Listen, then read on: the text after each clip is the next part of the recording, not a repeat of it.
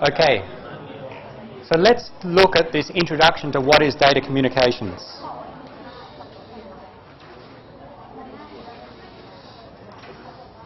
Firstly, what do we mean by data communications?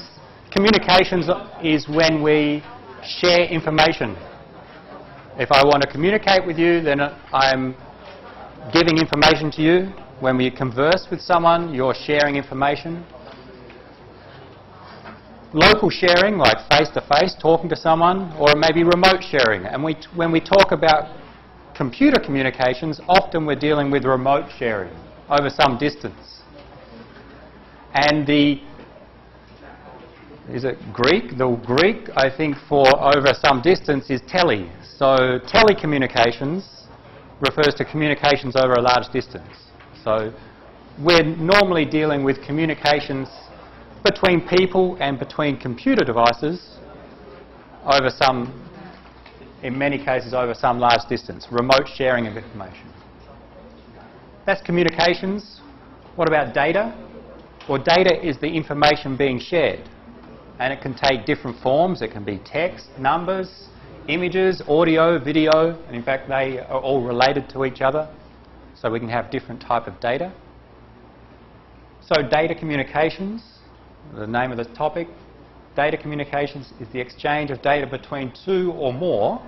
We'll often talk about just two devices, but it can be between a group of devices, two or more devices via some transmission medium. The simple case is I'm the source communicating with one other device, which is the destination, and there's a communications or transmission medium between the source and destination. When I'm talking to someone, that medium is the air. But when we're sending between one computer and another, if this is the source computer and the destination, it may be connected via a cable. And that copper wire is the transmission medium. So we need to talk about what types of transmission mediums are available. We may have multiple devices, not just one-to-one. As in this lecture, I'm communicating with more than just one destination. There are 30 or 40 destinations, and that's the same in computer networks as well.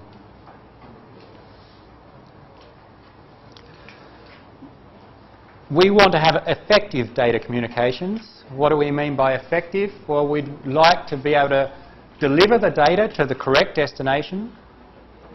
We want that delivery to be accurate, the data that we deliver, and in some reasonable time. The best example is, say you want to send a message and you really like someone else and you want to send a message to them saying you really like that other person so that they know you're interested in them. So you send a message. Well, delivery is about making sure that that message gets to the correct destination. If we have a communication system where you send a message to this other person that you really like, but for some reason the message goes to someone else, then that's not effective data communications because it didn't get to the correct destination. And there could be problems. You send a love letter to someone, but it goes to someone else, that could cause problems. So we need to be able to deliver the data to the correct destination. That's almost obvious. Accuracy. The data that we send needs to be delivered as it was, or as an accurate representation of what was originally meant. If I have this message I want to send to someone saying, I love you, but it's sent through some transmission medium and it gets to the other side saying, I hate you, then something's gone wrong and we have ineffective data communications. The accuracy of what was received does not represent what was sent. In some cases we don't need 100% accuracy. If I send a video, stream a video from my computer to another, with video we can sometimes have some errors in the transmission such that at the receiver, even though there's some errors, some inaccurate representations of what was sent, the person watching the video at the receiver can still view the video and enjoy the video. Same with talking on the phone. The quality of a voice call does not have to be 100% such that you can still understand them. So in any data communications, we need to be accurately deliver the data, but the level of accuracy we would need to define depending on the applications. Last one, timeliness. You send your love letter to the other person and it doesn't get there for 1 year. Well, in the meantime, they've gone and found someone else. We need to be able to deliver the message within some reasonable time. So think about MSN, instant messaging. From when you type something into the messenger and press enter, how long does it take to get to the other person? Well, in that case, what's reasonable in terms of a time frame? Immediate time. Give me a time. Approximate. Less than 2 seconds. Okay, fair enough. You're doing MSN. MSN is instant messaging. By instant, we mean immediate. Well, 2 seconds is probably okay. I press enter. Within 2 seconds, that data is delivered to the other person's computer. What about web browsing? You open your web browser, you type in www.sittuackth, press enter. How long are you prepared to wait before the SIT's web page is displayed on your computer? What's the time frame that you're prepared to wait? About 3 seconds. Anyone else? 5 seconds, several seconds, maybe tens of seconds if it's a very important website. Probably a little bit longer than 2 seconds. Maybe you'll wait for 5 or 10 seconds and then you'll give up. You'll say, okay, that web server's not working. I'll go visit Chulalongkorn or someone else. So depending on the application, we have different measures of what is within good time. And we'll see for different applications in the next, or this and next lecture. So, we want to have effective data communications. Some model of how to communicate. Some simple model of what is in a communication system. We have these 5 blocks. Some way to represent a communication system. We have a source system and a destination system, and in the middle, the transmission system. The source system consists of the source. This is the thing or the part that generates the data. My computer, when I type in something, I'm generating the data. I'm the source, or my computer is the source in that case. But I need to take that data and possibly put it into a format that can be sent across my transmission system. And the device that does that is called the transmitter. So we have a transmitting device on my computer that transmits the data as a signal, usually. The transmission system is the thing that delivers that signal from the source system to the destination system. And at the receiving destination, we have the inverse, where we have a receiving device that takes the signal and produces the resulting data, and that's delivered to the destination. Simple example, my laptop connected via a cable to this computer. I create some data. That's the source data. The transmitter is my LAN card inside my computer. It takes that data and transmits it as some electrical signal across the cable. So there's some waveform being sent across the cable. The receiver device in the back of here takes that electrical signal and converts it back into the data, which is then delivered and, say, displayed on the screen. So a simple model of a communication system has these 5 blocks. Generate data, convert that data into signals that we can transmit, carry those signals from source to destination, say the cable, convert them back into data and use that incoming data.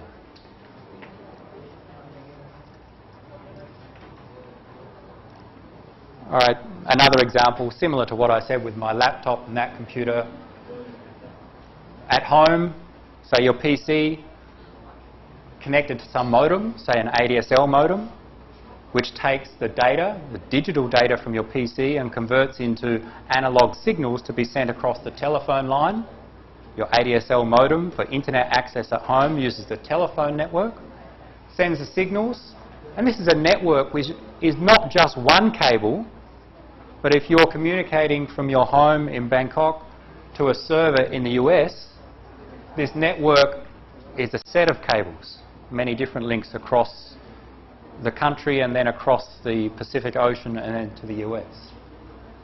And at the receiving destination device, there's a modem that receives those signals and sends them as digital data to the server.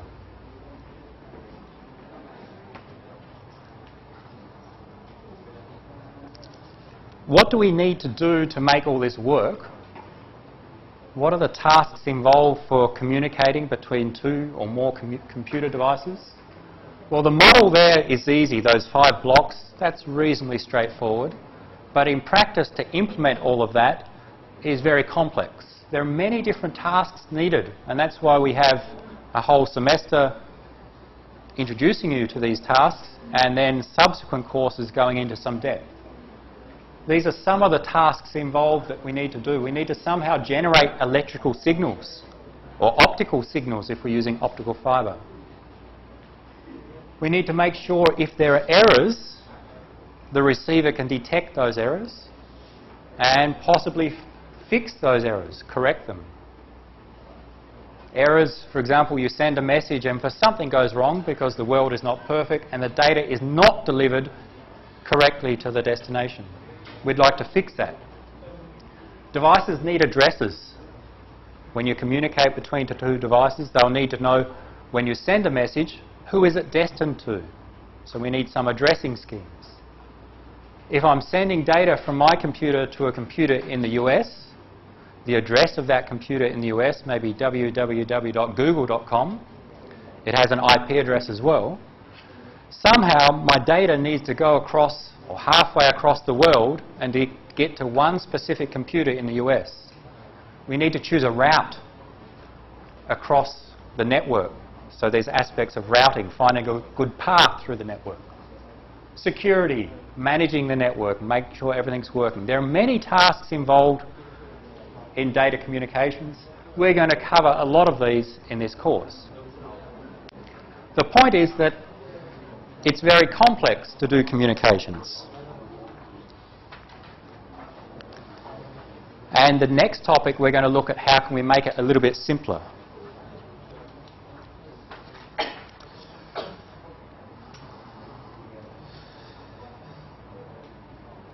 When we talk about communication technologies, and in fact in this course we'll focus initially almost up until the midterm on communicating across a single link, sending from one computer across one cable or one link to another computer. We'll talk about data communications and how that works. And then after the midterm we'll look at, well, what happens when we need a set of links in which we form a network.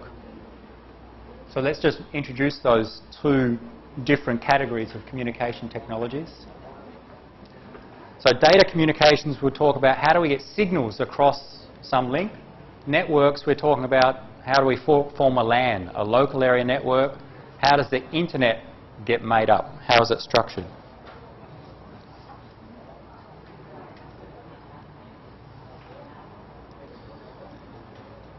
Here's our data communications model, but with a little bit more information. Same block, source, transmitter, transmission system, receiver, destination. We can think of that in some mathematical view, where the source has some input data, say some text, some input information. We normally are concerned with bits. Most of the data on our computers we represent as bits, zeros and ones. So that input data could be a sequence of bits, whether it's representing an image, a JPEG, or a Microsoft Word document, or even someone's voice. We usually represent that information in zeros and ones, in binary. The source generates a stream of bits. So a sequence of zeros and ones. The transmitter takes that digital bit stream and converts it into some signal that can be sent. And we'll see the different types of signals. Usually, or for example, some electrical signal that can be sent across some cable. Converts it into some signal. The transmission system takes an input signal, the transmitted signal, say S of t, and at the receiver we receive a received signal R of t. In real life, the received signal will probably be different than the transmitted signal.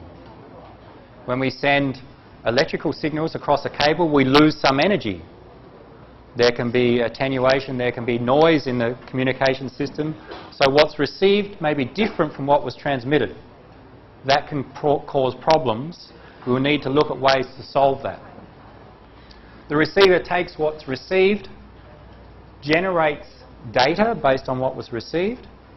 Hopefully the output data is the same as the input data, but it may not be, and delivers that to the destination. For the first few lectures, or mostly up into the midterm, we're focusing on how do we get those signals across some link, and how do we do it efficiently. That link, what is that link? I've mentioned link, I've mentioned a cable in general, some transmission line. That's the link between transmitter and receiver. It doesn't need to be a physical cable. It could be wireless. So I have my laptop. Outside in the corridor is a wireless LAN access point. I have a link from my laptop to that access point. There's no physical cable, it's a wireless link. We still refer to it as a link. So a link can be either wired or wireless. The wires, when I say wired, it can mean electrical wires, it can be optical fibers, different mediums are possible. We need to choose a link or a transmission line that gives us suitable capacity. What does that mean? It means that we can carry the information that we want to transfer at a reasonable speed. We'll see later we measure things like bits per second. And with an acceptable reliability, if I send 1 megabyte across my link, I would like that 1 megabyte to be received with no errors. If there are errors, then that causes problems. That's when we talk about reliability. And we want to minimize cost in real life. If I want to connect my laptop to this computer, it may be too expensive to buy an optical transmitter, an optical fiber, and have an optical receiver here. It may cost, I don't know, 10,000 baht. But the inbuilt Ethernet card, which uses a copper wire, is hundreds of baht, if not less. It's included in the price of the laptop, and you can buy an Ethernet card which uses copper wires for less than 100 baht. So we always care about cost as well.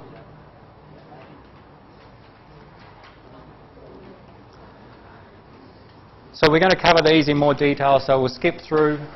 We're going to look at how do we convert the bits, the information, into signals.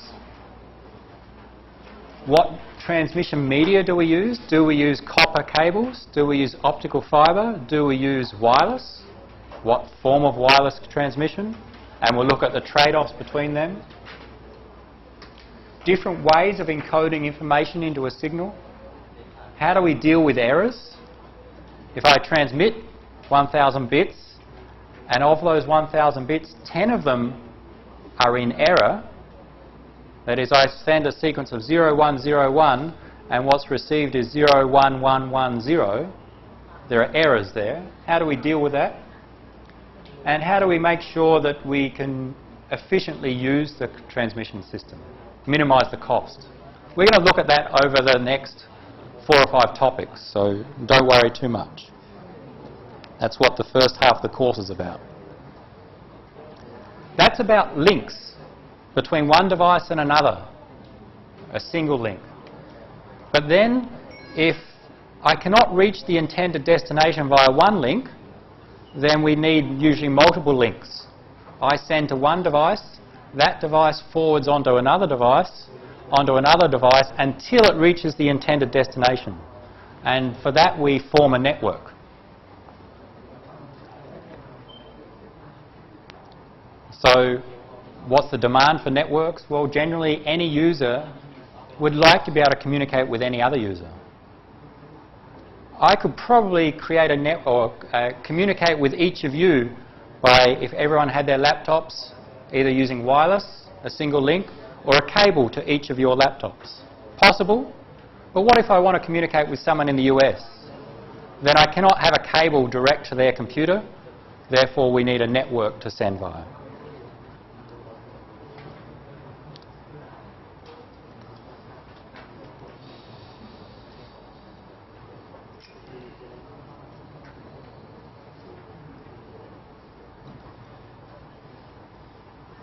What have we got? We have different types of networks. We have networks that cover a wide area networks, WANs. These are networks usually owned and operated by a telecommunications company, a company whose business it is to run a network for other people. So usually they require crossing public right-of-ways. What does that mean? A network that covers all of Thailand, a telecommunication company operates that network. They dig the holes in the ground and lay the cables, and those cables are not just on that company's land, but they're crossing everyone else's land. So they need permissions to do that, special licenses to deploy those networks. And usually wide area networks are set up to carry information of many other customers, many other organisations. So, for example, SIT, we can pay a telecommunications company for a link from this campus to the Rangsit campus. That link would be part of a wide area network. We'd pay another company like TOT for that link, or monthly to access that link.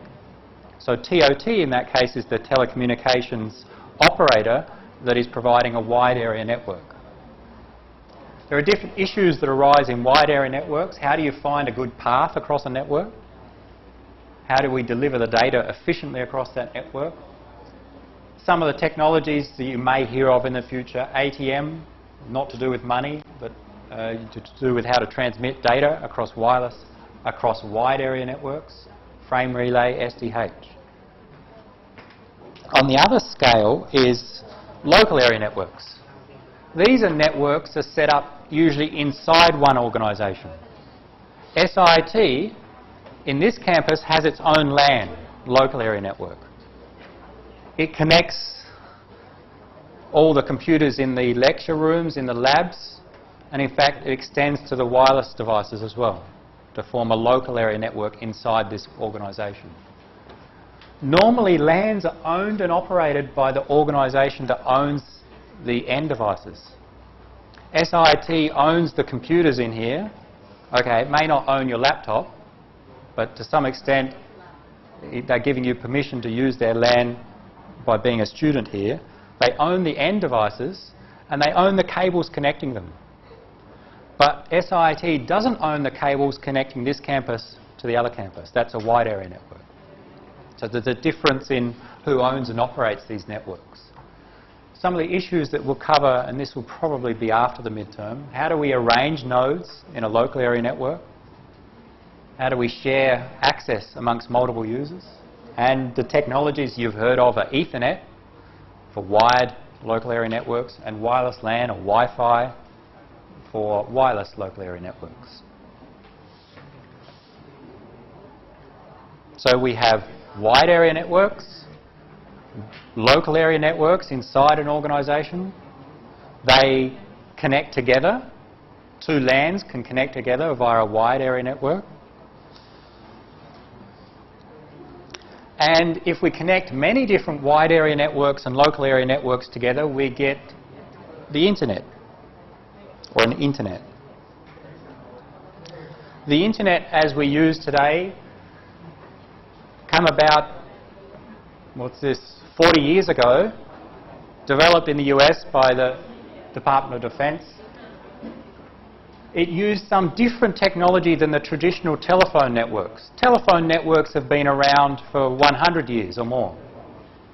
But about 40 years ago, they developed some different technology called packet switching. And it was well suited for data communications. And over time, people developed what's called some standards for protocols, and you may have heard of TCP/IP. Two protocols used for internet communications. We'll cover them in detail. So what is the internet? A collection of networks, a collection of LANs and wide area networks connected together where all of the devices are using some common software, and that software really implements the internet protocol, IP. My laptop has internet access. On my laptop has some software called IP. On your laptop you also have IP software on it.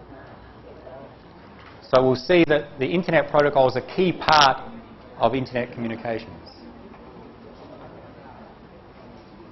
Even though my laptop may use wireless LAN to communicate with other devices, the Google web server has an optical fibre running into it. My laptop uses a different transmission technology to the Google web server, but using the internet protocol we can still communicate. So we can allow different devices with different capabilities to communicate.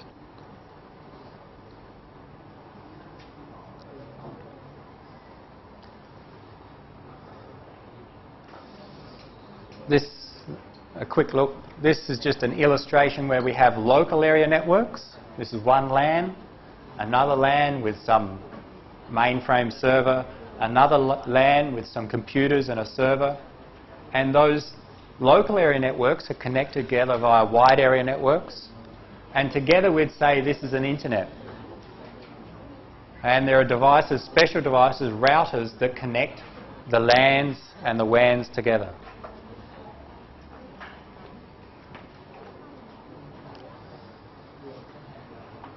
We'll skip over that one. It's just a larger diagram illustrating that. And we'll finish with a couple more examples illustrating networks.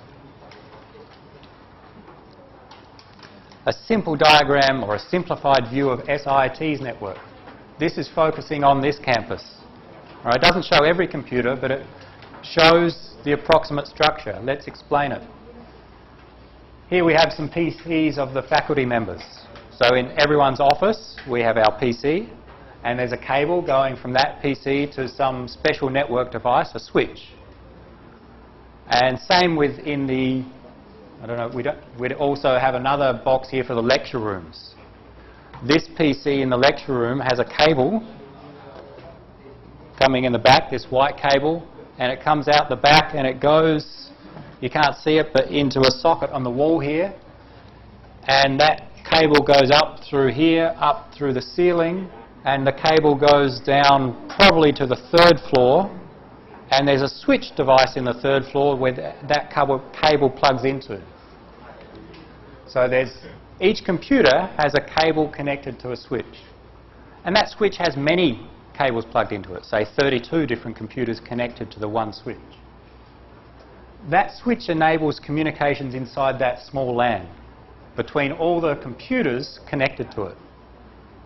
So we'd say in SIT we have the LAN for faculty members. All of the faculty members' computers are connected in one LAN. Same labs. Every lab has its own local area network. Lecture rooms, we could draw lecture rooms on here as well as separate. We have some servers inside SIT. There's the ICT web server where my website's located and the mailing list. There's the registration server. There's a database server for student information. They are just computers connected in a local area network to some switch. So we have multiple LANs. We also have a wireless LAN.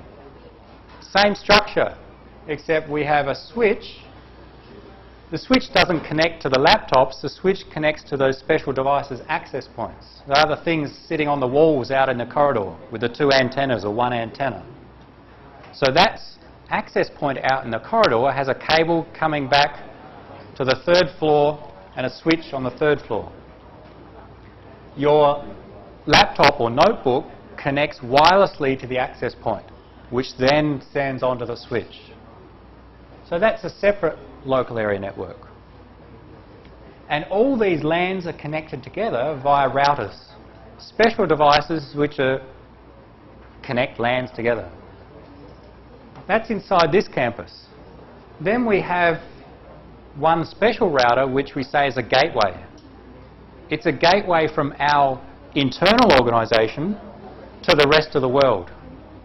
So it has some links that go out, and we'll see on the next slide, to the rest of the world. So if my PC in my office, I want to communicate and access the Google web server, my data will go via the switch, via this path to these routers. It will come to this gateway router and then follow one of these links out. If you look on the next slide, you'll see that.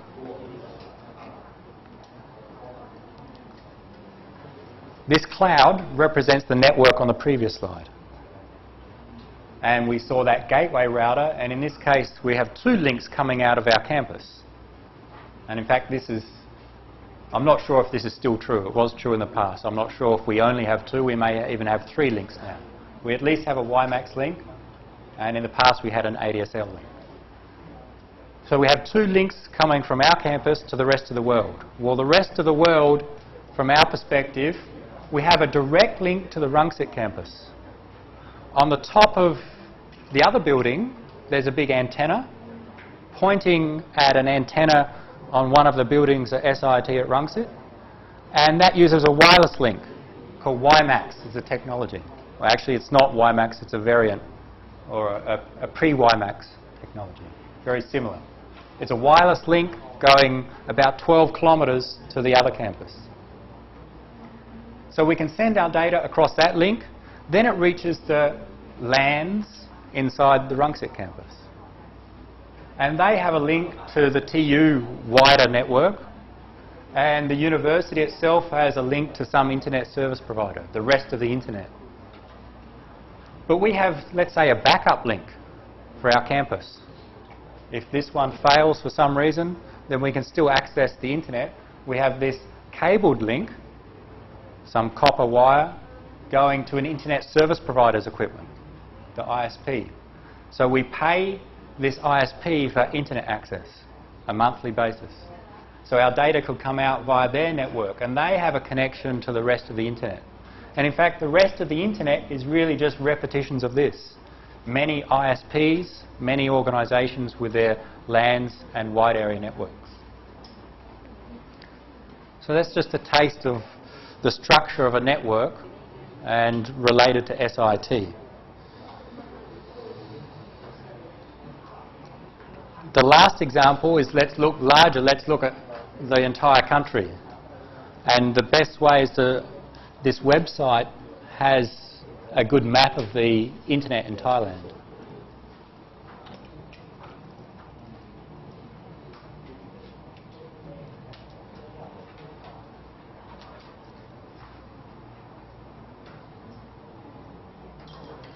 So the website, the link's there, it's run by Nectec. They maintain a map and other data about internet usage inside the country.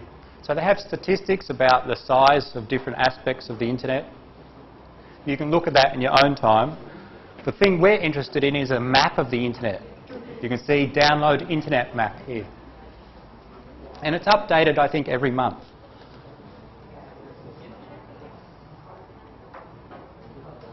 And in fact, they have 2 different maps. One's for the domestic network connectivity and one's for the connections from Thailand to the outside world.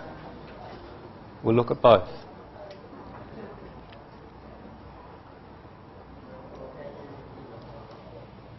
We'll zoom in a moment. I'll just explain the basic structure. What we have, we'll zoom in, these large blue ones are what's called internet exchanges.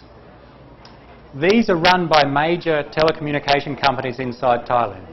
CAT, TOT, True, CSL, and some research-based ones or some smaller ones. Here's a NECTEC one. So the major telecom companies have this what's called internet exchange. These light blue ones around the edge are internet service providers. These are companies that you and I go to and say, I want to pay 600 baht per month for internet access. What this map shows, we'll see some of their names, it shows the connectivity between the different ISPs. See these red lines? It will show the speeds of those links, how fast these links are, who they connect to, and who they connect to in terms of other ISPs. So there's connections all between them. Let's zoom in.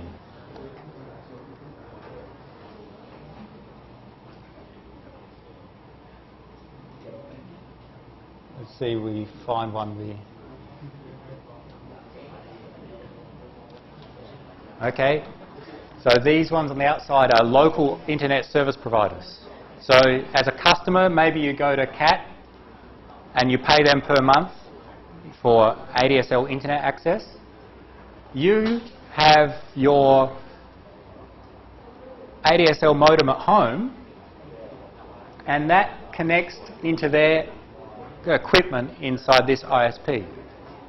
Say you pay for 6 megabits per second and you pay so much per month. And then all of the customers that connect into this ISP, their data is sent across this link. So this is a link. The speed of this link is 40 gigabits per second. So that is a link that goes into the CAT internet exchange for the national exchange. So if I want to communicate, I'm subscribed to this ISP, I want to communicate with someone who's subscribed to the DTAC ISP, what happens? I send my data to my local ISP, it goes to the internet exchange and then comes to the DTAC network and then goes to the customer that I'm trying to communicate with. You can see the different speeds of the links that different companies offer.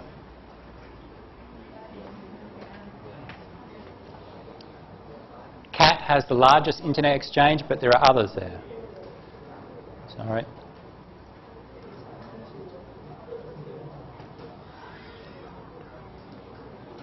TOT has some links. True Internet as the ISP, TOT, who you subscribe to if you're on campus, they have a link into their internet exchange as well as the CAT exchange. So that's how you communicate between ISPs within the country.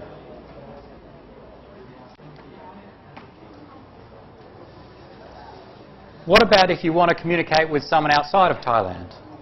The second map shows that. Go back.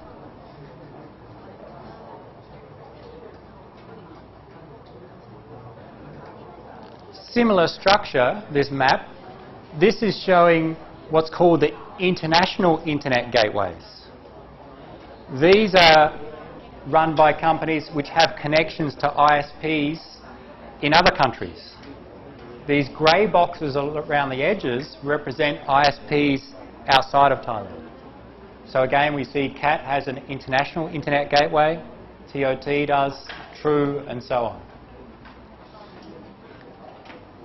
We zoom in.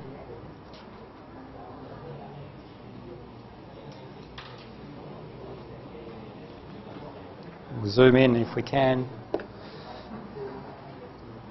If I can work this. Maybe. These grey boxes on the outside are ISPs in other countries. You'll see their names in Philippines, in Indonesia, Indosat, Korea Telecom, in Hong Kong, in the US, Cable and Wireless in Germany, Microsoft in Singapore. So different companies which provide connectivity or that within Thailand we can connect to outside of the country. And of course we also see the speeds from each of the gateways. There's a, if we can follow the links, not easy. See one we can follow. All right, here from Microsoft in the US, this orange line, 1 gigabit per second link into the CAT internet gateway. Microsoft also have a link, this green one, which goes somewhere over here, maybe to True. And we also have the local ISPs inside, the local Thai ISPs.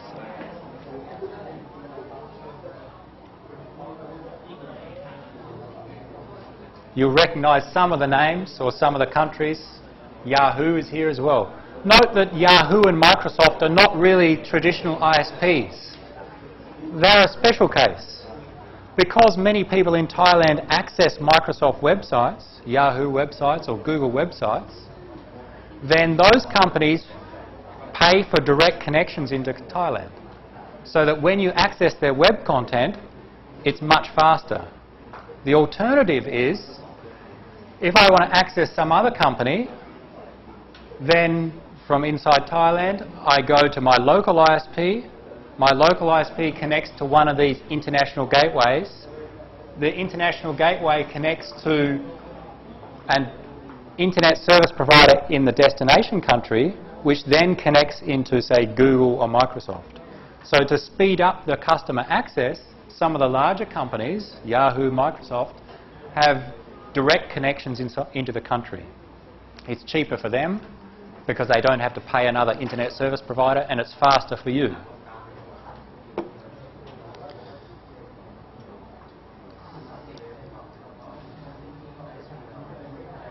So you should look at this in your own time. Have a look, see if you can find your own ISP. Sometimes the names aren't obvious. It's a different company than what than what's advertised. But normally you can find it. You can find which ones have the fastest links as well. Although it's not easy to determine how that will impact on your speed, you can at least know some comparison between different organisations. Which ones have the most connectivity to the outside?